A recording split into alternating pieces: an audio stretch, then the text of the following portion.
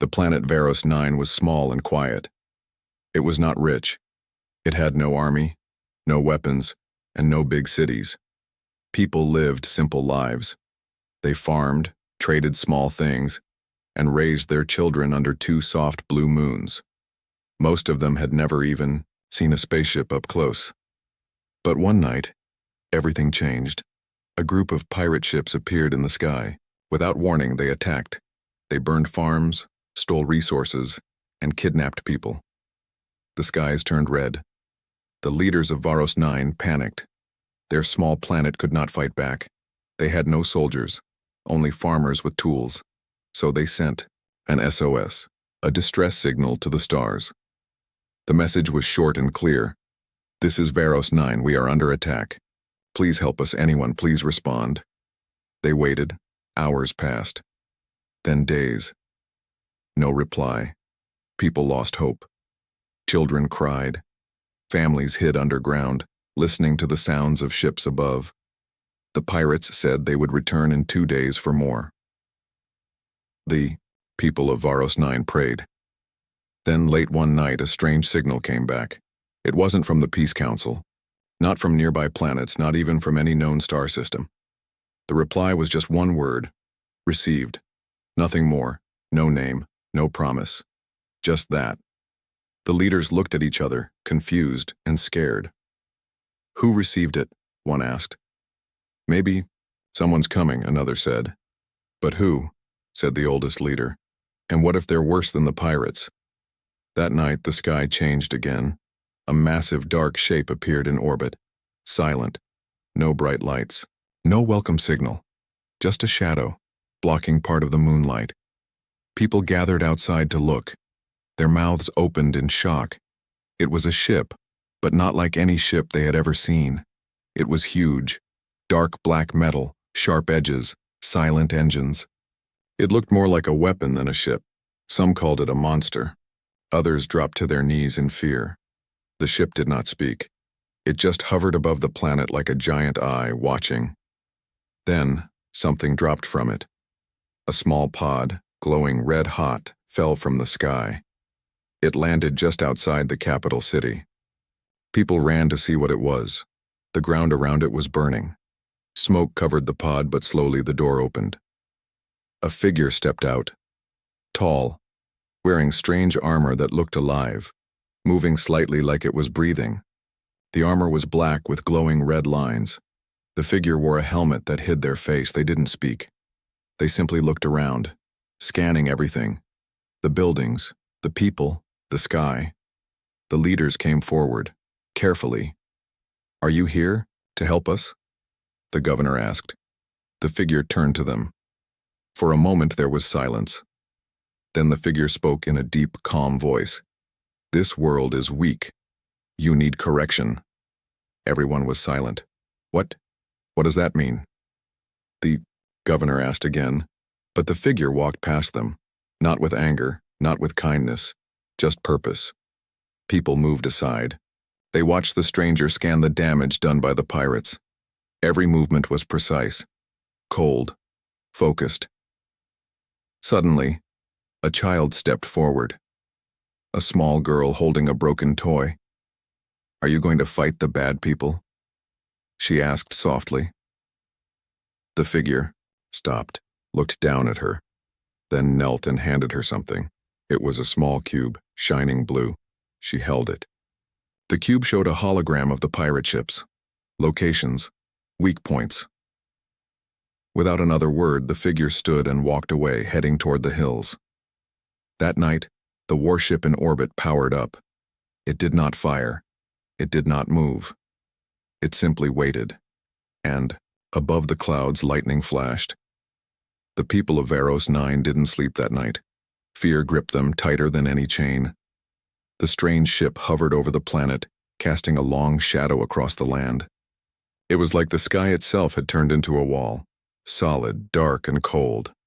The massive shape never moved, but its presence felt like a weight on everyone's chest. No one knew what it wanted. No one knew what it was. The next morning, the world was still. The sun rose slowly over the hills, casting a soft glow on the planet's peaceful landscape. But something had changed. The people couldn't forget what they'd seen.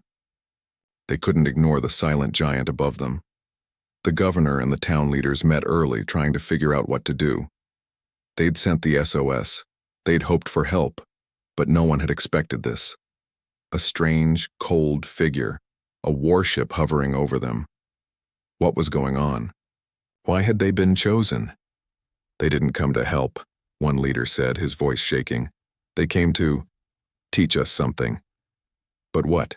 Another asked. How can we fight back? We have nothing. We're not supposed to fight back, the governor said quietly.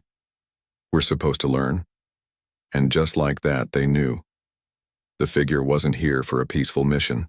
It had come to change everything. The next few hours passed in silence.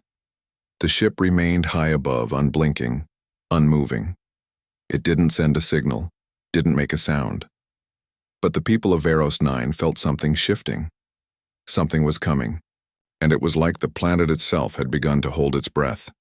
Then, as the day wore on, the silence was broken. A single message blinked onto every communication screen on the planet. It was simple, chilling. You are weak. That was all. Nothing more. The screen went dark. The people stared at it, unsure what to do. It was a warning. A judgment. It was as if the planet itself had been examined and found wanting.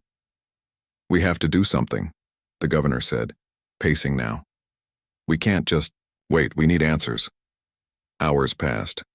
People gathered in small groups, wondering what would happen next. Should they prepare for another attack? Should they hide? Should they send a new message asking for help? And then, late in the evening, the ship moved. Slowly at first, as if testing the air, then faster, like it was drawing in power. It began to descend, slowly, carefully. The entire planet held its breath. It touched down just outside the capital city, in a field surrounded by trees. There was no noise, no explosion, just a gentle, almost eerie landing. The ship's engines hummed quietly, but the air was thick with tension. People watched. From the windows, from their rooftops, from the streets. They didn't know what to expect. Then the figure stepped out again. This time there were no words, no small cubes, no glances toward the children. The figure moved swiftly, almost purposefully, walking past the leaders and the curious crowds.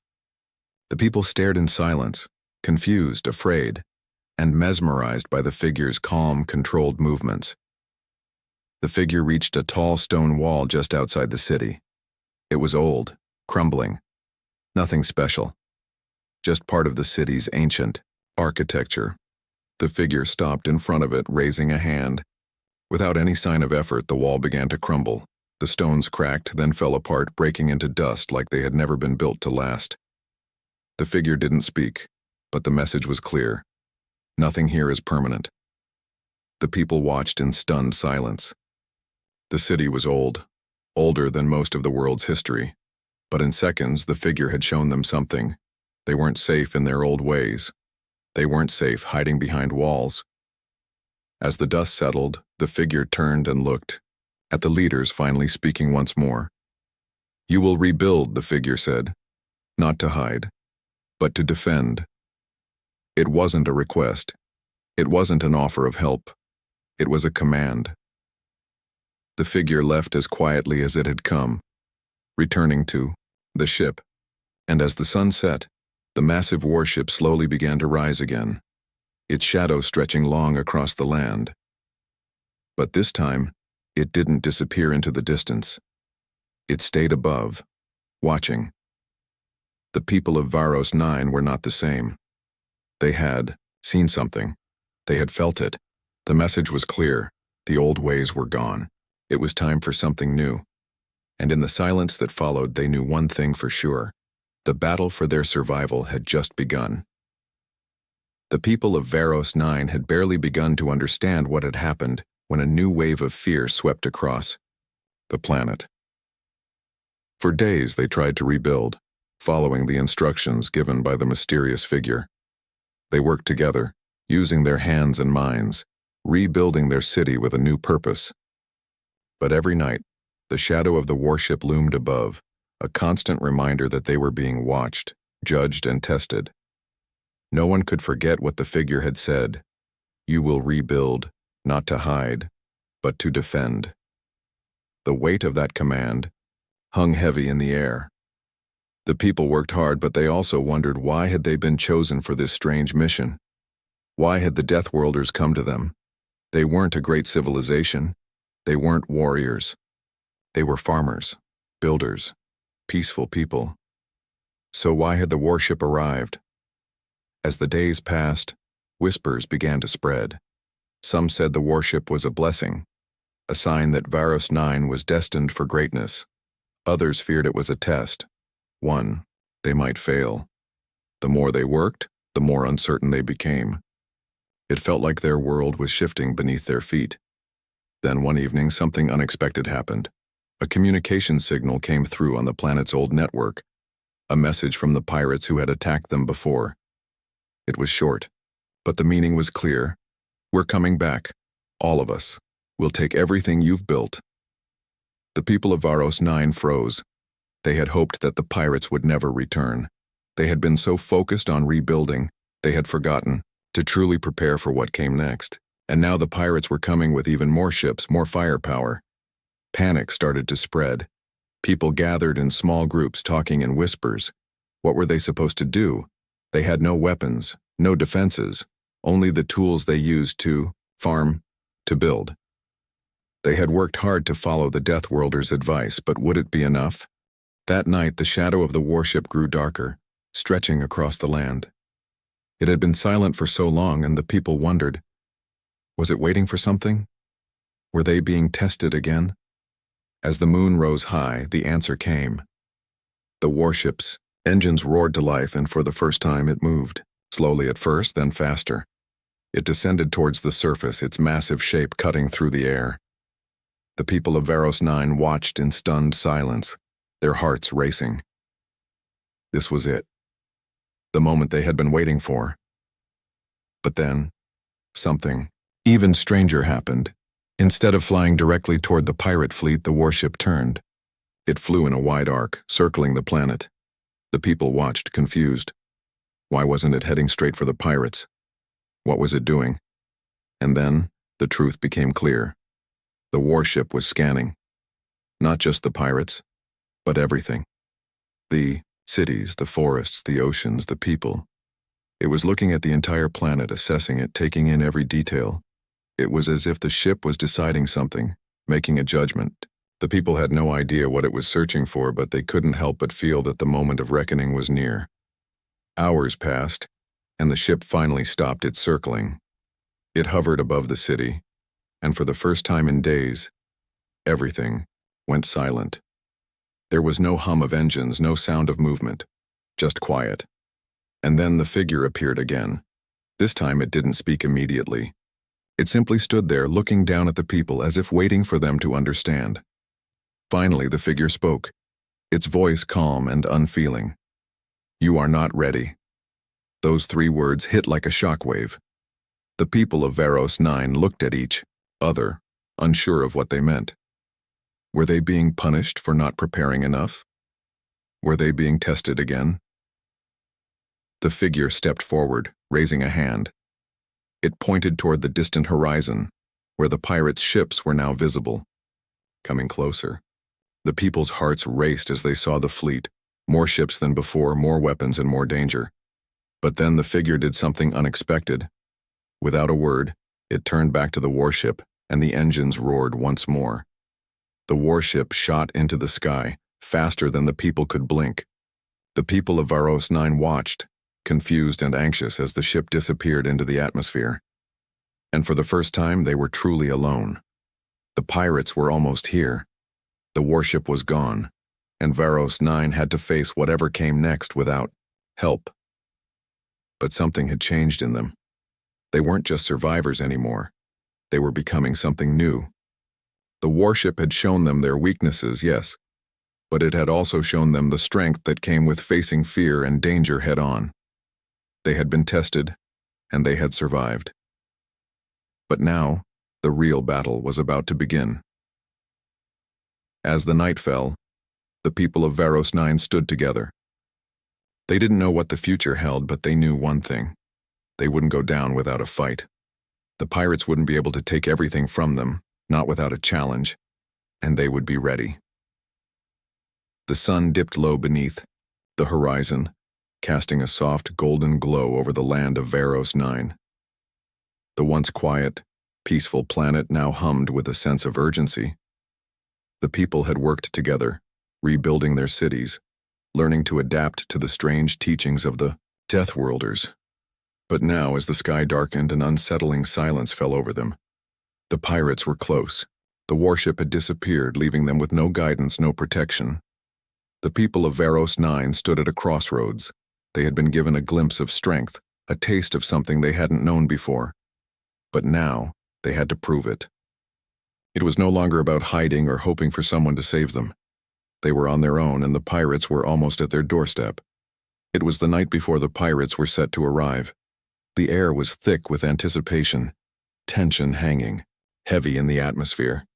Every corner of Varos 9 was filled with activity, people preparing what little they had, organizing the makeshift defenses they had managed to build. Tools, not weapons. Walls, not fortresses. But they had learned one thing. It wasn't about what they didn't have. It was about what they were willing to fight for. As the people gathered, they shared stories. Some talked about the old days when their ancestors had lived peacefully, farming the land without fear. Others spoke of the figure, the Deathworlder who had shown them that there was more to life than just survival. It was about strength. It was about courage. And it was about standing tall when everything seemed impossible. The night passed slowly, every hour stretching like a lifetime. Some slept fitfully, while others stayed awake watching the sky. The warship's shadow was still there, a dark shape in the distance, waiting. The people had no way of knowing what it had seen or what it had planned. All they knew was that it had left them behind. Now they had to face their enemies without it. Just before dawn, the first signs of movement appeared in the sky. Small shapes too far away to be seen clearly, but their dark outlines unmistakable. The pirates were here. The fleet had arrived, and it was bigger than anyone had expected. More ships, more firepower. It was clear that they had come with everything they had, everything to take what Varos 9 had rebuilt. The people of the planet gathered in the center of their city. They didn't have much. No advanced weapons, no military strategies. But they had their will. They had their land. And most importantly, they had something the pirates didn't understand. The ability to fight for what they loved. The leaders of Varos 9 stood at the front, giving their final orders. It wasn't about holding the pirates off indefinitely. It was about giving their people a fighting chance. The pirates would come and they would try to take what didn't belong to them. But Varos 9 wasn't going to make it easy. Then a loud noise shook the air. A single ship, larger than all the others, broke through the clouds. It was the pirate flagship, and it was descending quickly toward the planet. The people of Varos 9 watched, their hearts racing. The pirates were here, and this was their final chance to protect their home. But just as the pirate ship touched down, something unexpected happened. The warship appeared. It wasn't the same cold, silent figure from before. This time, it was different. It was moving faster, its engines roaring with power. It flew low, almost as if it were in a hurry, and this time it didn't stop at the outskirts of the planet. It came directly toward the pirate fleet, as if it had been waiting for this moment. The people of Varos 9 gasped in disbelief. Was this the same ship that had left them behind? Had it returned to help them? Or was this part of the test, another challenge they had to face? The pirate ship scattered, retreating in every direction as the warship fired its weapons, not in explosions, but in controlled bursts of energy that disabled the pirate ships one by one. It didn't destroy them.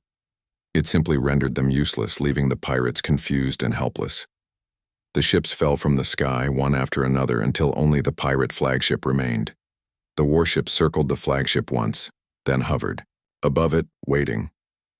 From the flagship, a single transmission came through. It was short and filled with static, but the message was clear. "We surrender. Please don't destroy us."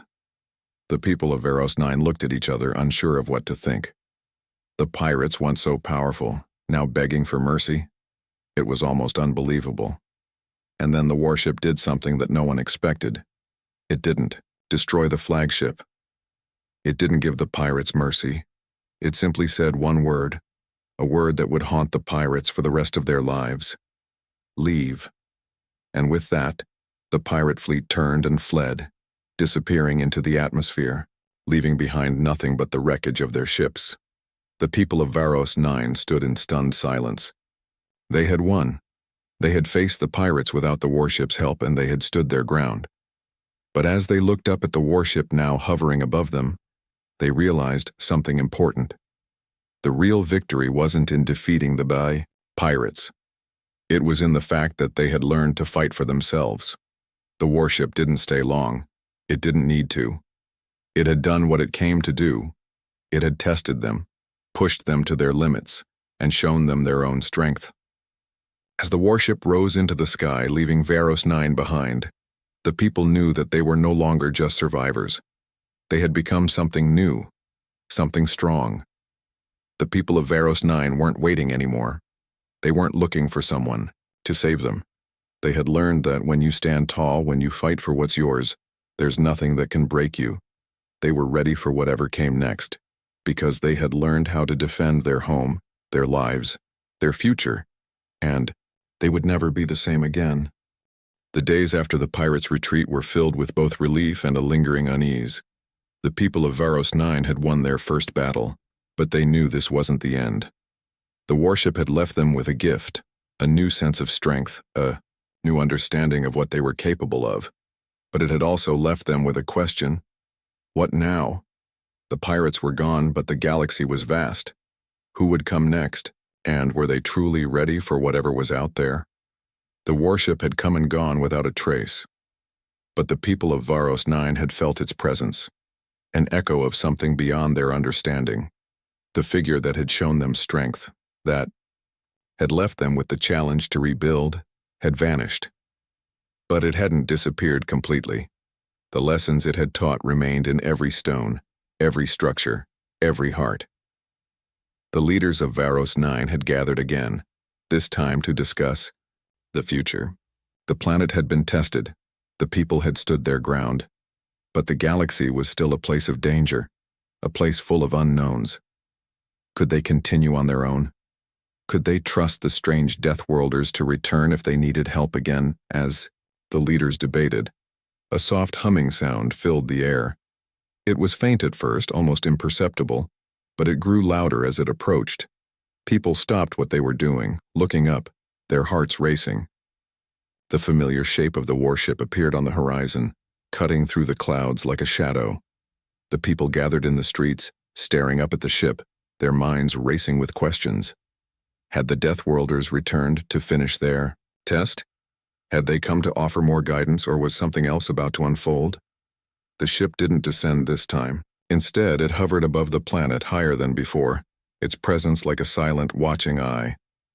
A single communication channel blinked on, and a voice, calm, controlled, and unfeeling, spoke through the air. "You are ready." The people froze. It wasn't a command, it wasn't a judgment, it was a statement, a fact. They were ready. Ready for what? They had no idea. But the words sent a ripple of excitement through the crowd. Whatever had come next, whatever this test had been, it was over. They had passed, and then the figure appeared again. It stepped from the warship, its movements as purposeful as ever, its dark armor reflecting the pale light of the two moons above. The people parted, making way for the figure, their eyes wide with anticipation. But the figure didn't speak at first. It only observed. For what felt like an eternity, the figure stood silently before the crowd, its gaze sweeping over them. The people had changed since the last time they had seen it. They weren't the frightened, helpless civilians they once were. They were something more, a people forged in the fires of fear, desperation, and strength. Finally, the figure spoke. its voice carrying the weight of experience. You have proven yourselves.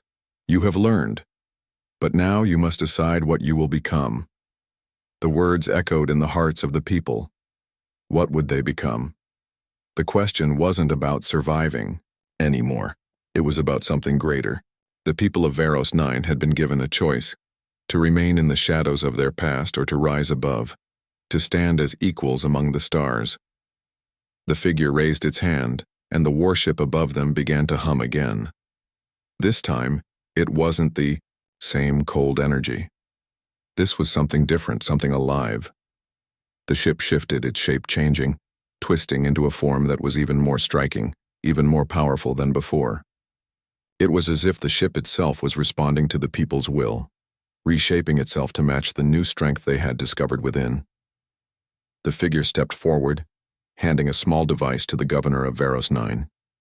The device was sleek, shining, with a strange light, unlike anything the people had seen before. It looked like a key to something unknown. "Take this," the figure said, its voice steady. "This is your choice. Use it wisely." The governor's hands trembled slightly as they took the device. The weight of it was heavier than anything they had ever held. This was a symbol of trust, a symbol of the future. But what would they do with it? What was the choice they had been given? The figure turned, stepping back toward the warship. It didn't wait for a response. It didn't need to. The people of Varos 9 had already made their decision. As the warship began to rise once more, disappearing into the sky, the people stood in awe, their hearts full of both fear and hope. They had been given a glimpse of something greater, a world of possibilities they had never imagined. The future was theirs to shape. They weren't just survivors anymore. They were something more. They were ready to take their place in the stars. The warship's shadow receded into the distance, but the lessons it had left behind lingered in the hearts of every person on Varos 9. They had been tested. They had learned. And now, they were ready to rise. The galaxy was vast, and they would face whatever came next, together. The days that followed the warship's departure were unlike anything the people of Varos 9 had ever experienced. A new chapter in their history had begun, one that they weren't quite sure how to write. The mysterious gift from the Deathworlders, the sleek device that the governor now carried, weighed heavily on everyone's mind. The people had faced unimaginable challenges and come out stronger on the other side. But the question that remained was, what would they do with their newfound strength? In the days after the warship's departure, life on Varos 9 became a quiet hum of activity. People worked tirelessly to rebuild what was broken, to strengthen their cities and homes. But there was a growing sense of anticipation in the air. The gift, the device, was a reminder that the galaxy was far bigger than Varos 9, and the people's place in it was still uncertain. The choices they made now would echo through the stars. As the people gathered in the town square, the governor stood before them, the device in hand. The crowd waited in silence, their eyes fixed on the small but powerful object. It was almost as if they could feel its weight, even from a distance. The future of their planet, of their people, might rest in this small device. The governor raised the device high. It was beautiful, almost otherworldly in its design. It glowed with a soft, pulsing light, casting a strange aura over the crowd. "I don't know what this is," the governor began, their voice steady but filled with uncertainty. "But I know one thing. We have been given a chance. A chance to step into the unknown and make our mark on the galaxy. What we do next will shape our future, our place in this vast universe." The crowd murmured in agreement. They had seen the strength that they had within themselves. They had survived, they had fought, and they had rebuilt. But now, they had a choice to make. The governor continued, looking out over the crowd. "We must decide," the governor said, their voice growing more certain. "Do we stay here, on our planet, content to live in peace, or do we venture beyond, to explore the unknown, to see what lies beyond the stars? Do we risk everything for the chance to learn, to grow, to become something more? The people were silent, the weight of the decision pressing down on them. It wasn't a choice about survival. It was a choice about ambition, about taking the next step into a future they hadn't even begun to imagine. Just as the tension in the air seemed unbearable, the device in the governor's hand flickered to life. The soft pulsing light became brighter, more intense, and suddenly a holographic map appeared before them. The people gasped in awe. The map was unlike anything they had ever seen. It was a star map, showing not just their planet, but the vast expanse of space surrounding them. There were markings on the map, coordinates, symbols, places that seemed both familiar and utterly alien. The governor's voice broke the stunned silence. "This is it. This is the beginning. These coordinates," the governor pointed to the map, "are destinations, places where we can go, people we can meet, challenges we can face. We are no longer just the people of Varos 9. We are explorers. We are a part of something much bigger." The crowd stood frozen, taking in the sight before them. The warship had given them a chance to prove themselves, to show that they were more than just survivors. Now they had been given a roadmap to the stars, a way to forge their own path. It wasn't just about leaving their home behind. It was about embracing a new identity. The people of Varos 9 weren't afraid anymore. They had learned that they had the strength to face whatever came their way. They had stood up to the pirates, they had faced the unknown with courage, and now they would face the stars. The governor looked at the people, the gravity of the moment settling in. "This device, it is our key to the future, but it's not just about the journey.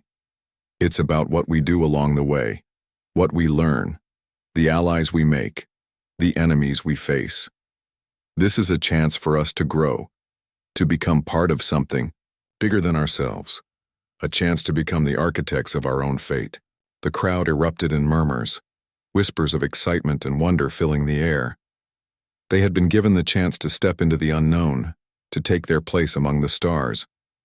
But it wasn't just the promise of adventure that filled their hearts. It was the possibility that they could shape the galaxy, that their stories could become a part of something far greater than their world. And so the people of Varos 9 made their choice. They chose to embrace the unknown. They chose to leave their planet behind, to travel the stars and find their place among the galaxies. They would no longer be passive observers of the universe. They would be active participants, shaping their destiny and forging their own future. As the first ships lifted off the surface of Varos 9, the people watched, their hearts full of hope. They had no idea where their journey would take them, what challenges they would face or what they would encounter. But they knew one thing. They were ready. The future was wide open, and the people of Varos 9 were prepared to meet it head-on. Together, they would write their own story, one that would echo through the stars for generations to come. And as their ships disappeared into the sky, they knew that they were no longer just a small, forgotten world. They were explorers. They were a force to be reckoned with. The journey had only just begun,